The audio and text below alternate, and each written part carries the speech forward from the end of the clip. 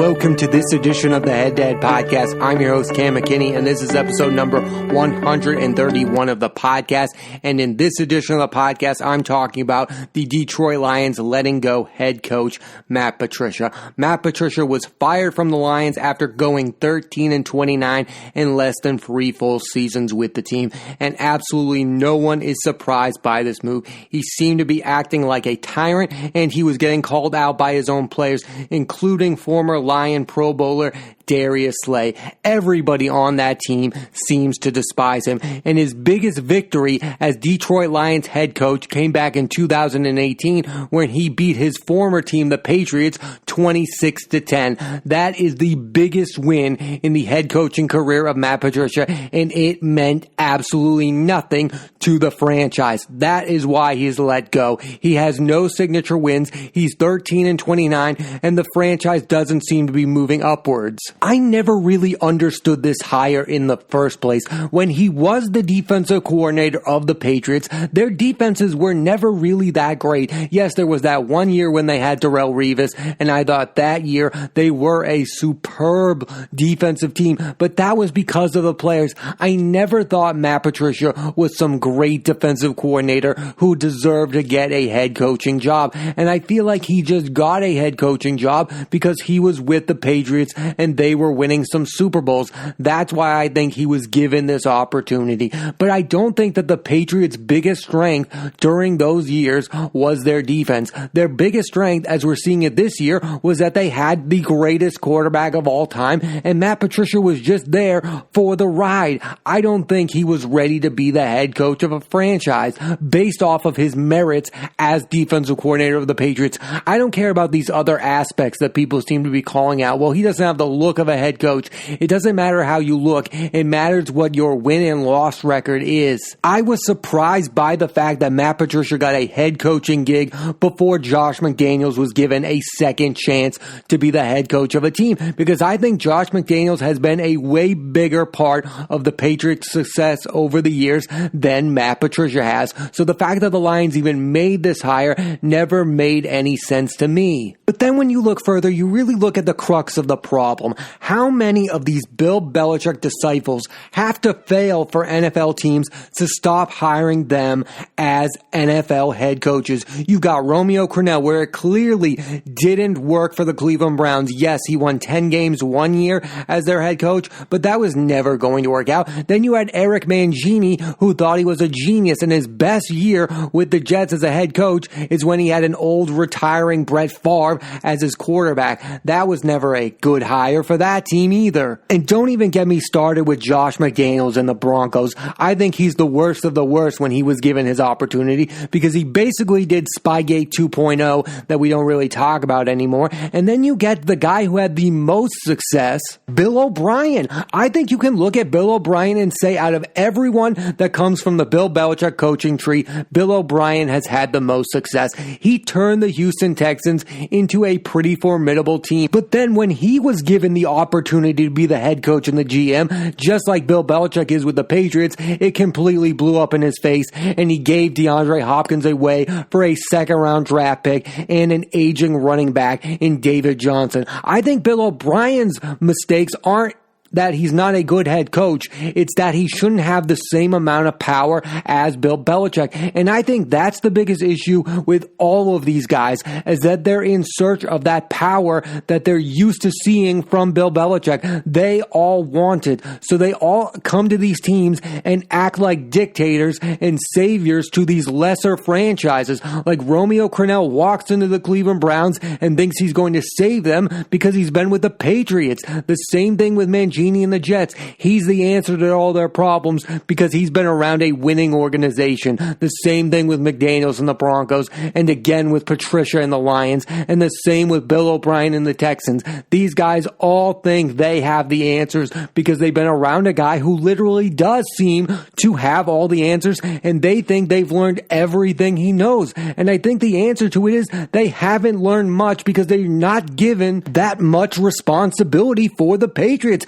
Bill Belichick is the genius behind the Patriots. None of these coordinators are better than Belichick as a coach. Again, Bill O'Brien has had the most success out of anyone from the Bill Belichick coaching tree, yet nobody really respects him as a head coach, and they think he's one of the worst executives in the history of football. And that says a lot, that puts him ahead of guys like Mangini, like McDaniels, and like Patricia. That's how low the bar is for Patriots coaches having success after they leave the Patriots.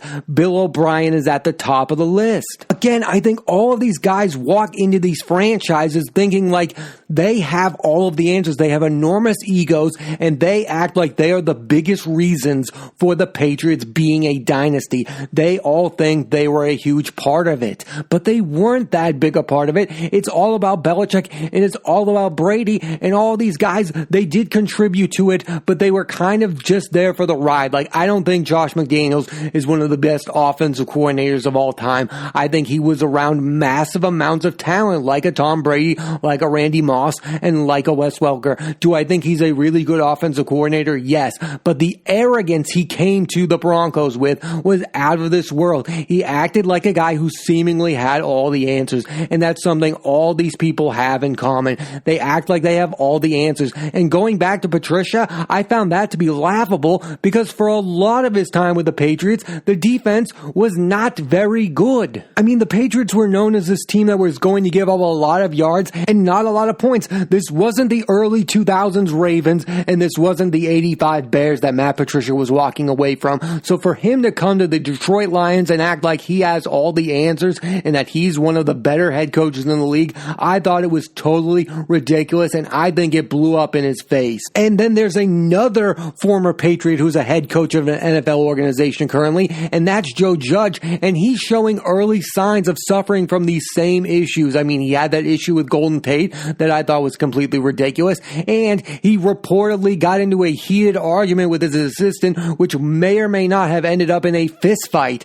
I mean, this guy probably thinks he has all of the answers because he was around the Patriots. I mean, you look at all of these issues all these people have had, and you even look at the fact that Josh McDaniels is still thought of as a candidate, even though he walked away from the Colts job, which looked like it was going to be a pretty good gig. I mean, just that alone, how are these teams still hiring Patriots assistants, Bill Belichick lackeys, to be the head coach and the face of their organization? It doesn't seem to be the best way to go. And oh, by the way, a lot of people will count him. Mike Vrabel does not count as a Bill Belichick coaching tree. He played for the man. He did not coach for the Patriots. He coached for the Houston Texans. Andy Reid is thought of as one of the better head coaches in the league. And one thing that he does have over Bill Belichick is look at Andy Reid's coaching tree. It's way better than Bill Belichick's. These are the names. John Harbaugh, you know, the guy who's the longtime coach of the Baltimore Ravens, who won a Super Bowl with Joe Flacco as his quarterback. Yeah, that guy's part of the Andy Reid coaching tree. Then you have Doug Peterson, you know, the guy who beat the Patriots in the Super Bowl with Nick Foles. Yeah, that guy's part of the Andy Reid coaching tree. Ron Rivera, who went to the Super Bowl with Cam Newton, he's part of the Andy Reid coaching tree. Sean McDermott, who's about to win the AFC East with Josh Allen as his quarterback, and he's turned Josh Allen into one of the better quarterbacks in the NFL. Now, Josh Allen is not a top 10 quarterback, but he'd make my top 15 at that point, and that's a huge improvement from years past. And finally, also part of the Andy Reid coaching tree is Matt Nagy. Now, Matt Nagy's not perfect, but he's had better success than some of those other guys like Mangini and Romeo Crennel. Like, I think Matt Nagy is an okay head coach who's probably going to get a second chance if the Bears move on from him. Look at that Andy Reid coaching tree compared to that Bill Belichick coaching tree. I don't know what that says about either guy. Is Andy Reid just better at prepping these guys to be the head coach, or is he relying on his coordinators way more than Bill Belichick is? And my answer to that is probably. I bet Andy Reid relies way more on his defensive coordinators than Bill Belichick does, or his offensive coordinators than Bill Belichick does, because I think Bill Belichick is a better head coach. But if you're looking at coaching trees, Andy Reid's coaching tree is far superior. All of these Bill Belichick disciples have ended in shame with their organizations. Nobody wants to give Bill O'Brien another head coaching gig because they think of him as a power-hungry maniac. The same thing with Josh McDaniels. He was given his second opportunity, and he was like, no, I'd rather just listen to Bill for 2 more years. Nobody wants to give these guys second chances because of how arrogantly their first attempts at head coaching ends. And I do think some of them probably live with this myth that they'll get their second opportunity like Bill Belichick did. Remember, Bill Belichick was let go by the Browns as they were going to become the Baltimore Ravens, and then he got his second opportunity with the Patriots. So Josh McDaniels is probably living in a fantasy world where that's going to happen to him, and he's going to walk into the perfect scenario where he can win Super Bowls. So he's probably saying no to these lesser jobs. I think being an assistant under Bill Belichick has been a huge detriment to the coaching careers of these people because they walk away with his persona, his lack of respect for the media, and his overall arrogance. And that only works if you're truly a one-of-a-time, all-time great NFL head coach, which seemingly none of those men I mentioned before, Romeo Crennel, Matt Patricia, Josh McDaniels, they're just not those guys. Eric Mangini, they're just not that good of coaches. Bill O'Brien, they're not the same level as Belichick, but they act like they are. So all these teams should stop hiring Patriots assistants until further notice. That would be my advice for them. Now, to get back to Matt Patricia and the Lions, from the Lions' perspective, the way I view them as a franchise is as a place where great players don't want to play for them. You look at Barry Sanders. This guy was an all-time legendary running back. A lot of people view him as the best of all time. Calvin Johnson, a generational talent, one of the best receivers I've ever seen, yet both of these men decided to retire from football at such a young age. And when I look at them, I think of the Detroit Lions, and I think they made them do that because they were part of a losing organization that were never going to win a Super Bowl. Like, I think if Calvin Johnson were on a team like the Patriots in his prime, he would not have retired from football, and probably the same for Barry Sanders. If Barry Sanders was in Emmitt Smith's position with the Cowboys, he would have probably played well into his mid-30s. He would have been the all-time leading rusher. Like, if you switch Barry Sanders with Emmitt Smith might have been the one who retired early. That's how I view the Detroit Lions, as this team that makes great players not want to play football. And whether that's fair or not, that's how I think a lot of people view the Detroit Lions. And I view them as a place that has wasted the career of Matthew Stafford. Yes, I believe Matthew Stafford is a good enough quarterback to at least make it to a Super Bowl. We've seen Jimmy Garoppolo make it to a Super Bowl last year. We saw Nick Foles win a Super Bowl. You cannot tell me that Matthew Stafford is not capable of leading a team to a Super Bowl. Like I said before, Joe Flacco has a Super Bowl. Matthew Stafford has put up some huge stats in this league, and he deserved better from that team. He's only been to the playoffs 3 times, and again, they made his best weapon retire. He's also never played for a great head coach. I mean, come on. Jim Schwartz, Jim Caldwell, and Matt Patricia. That is inexcusable. Get this guy a good enough head coach, and that's what this team should do for the remaining years of Matthew Stafford's career. Get an offensive-minded head coach to get the best out of Matthew Stafford so you can at least try to compete for a division title. Do you know the Detroit Lions have not won a division since 1993? It's been that long since they've been divisional champs, let alone trying to compete for a Super Bowl. Just get back to respectability because you haven't been there forever. So that's what the Lions have to do. They have to change my perception of them as an organization. I think they are at the bottom of how I view teams. I think they are at the bottom of the league of teams that I respect because I view them as a place great players don't want to play and the place that ruined Matthew Stafford's career. Don't tell me that Matthew Stafford cannot win a Super Bowl. I don't think he's a top 5 quarterback, probably not even a top 10, but he is good enough to at least compete for a Super Bowl title, and he has not even been given the chance. This guy put up 5,000 yards in one season. He has one of the best arms in the league.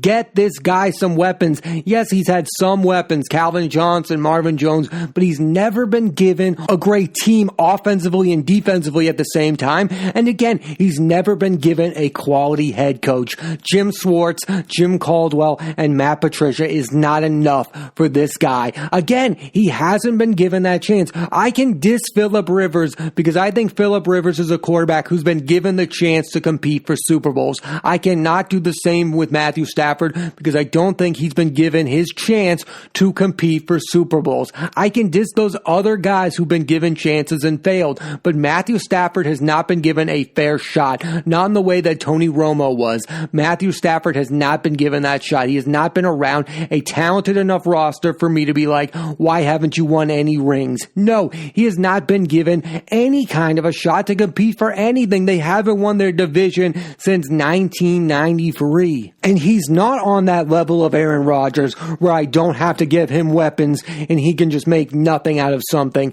That's not the type of quarterback that Matthew Stafford is. He's not one of the all-time greats, but he is one of the better quarterbacks of his generation, and I don't think he's been given a fair shot to compete for a Super Bowl. Bringing things back to Matt Patricia, it will be interesting to see if Patricia lands back at his old gig with the Patriots as defensive coordinator. I mean, right now, they don't have a defensive coordinator. They have Gerard Mayo and Steven Belichick. It will be interesting to see if Patricia takes back his old job like a guy like Josh McDaniels did. Josh McDaniels came back and was offensive coordinator for the Patriots and is still offensive coordinator for the Patriots. So will Matt Patricia go down that same road, or will he get another gig somewhere else? One thing's for sure, Matt Patricia is not going to get another opportunity to be a head coach in this league for a very long time. And for me, if he's ever going to get that second chance, he needs to admit that he was part of the problem.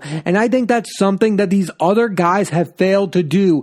Mangini doesn't seem to think he was part of the problem with the Jets. O'Brien doesn't seem to think he was part of the problem with the Texans. Romeo Crennel doesn't seem to think he was a problem. These guys are a problem. They need to look in the mirror and say to themselves, I'm not Bill Belichick, and when I lost my job, the problem was I was trying to act like him. He's the guy who's won the 6 Super Bowls, and I was just there for the ride. I also want to clarify something. Nobody thought that this was going to be a huge success for Matt Patricia, but they were rooting against him because he acted like a poor human being. None of his players liked him. He would have been probably given till the end of the year if he acted like a decent and respected head coach. It's because he tried to act like Belichick without having the success. It goes to show you can't act like Greg Popovich or Bill Belichick and be mean to the media unless you deserve those accolades by winning football games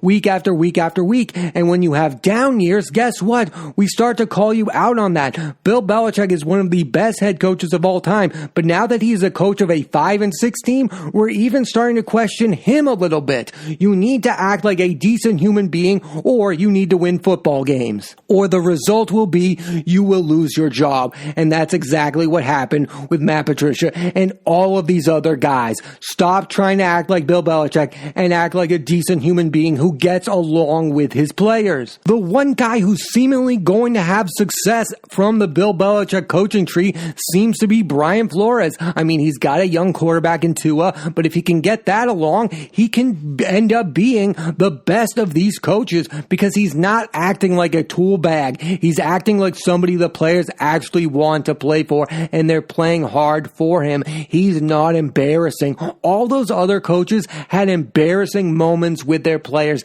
They didn't get along with the players because they tried to act like Bill Belichick. I think Brian Flores is acting like Brian Flores, and more of those Patriot assistants, if they want to be head coaches, need to act like themselves and not Bill Belichick. That's the sad part of the Matt Patricia thing. He wasn't acting like Matt Patricia. He was acting what he thinks the dictator head coach of a football team should act like, and it ended up costing him his job. Again, if he were 13-29 and his players liked him, they would have given him till the end of the year to lose his job, but they did it right in the middle because they were like, like we're sick and tired of this act you're pulling. All in all, nobody looks like a winner in this situation, and both sides need to change. Matt Patricia needs to change as a head coach, and the Lions need to restructure themselves as an organization and get back to respectability. Thanks for listening to this edition of the Head Dad Podcast. I'm Cam McKinney. There'll be a new episode of the podcast every Monday on Apple Podcasts and iTunes, so please rate,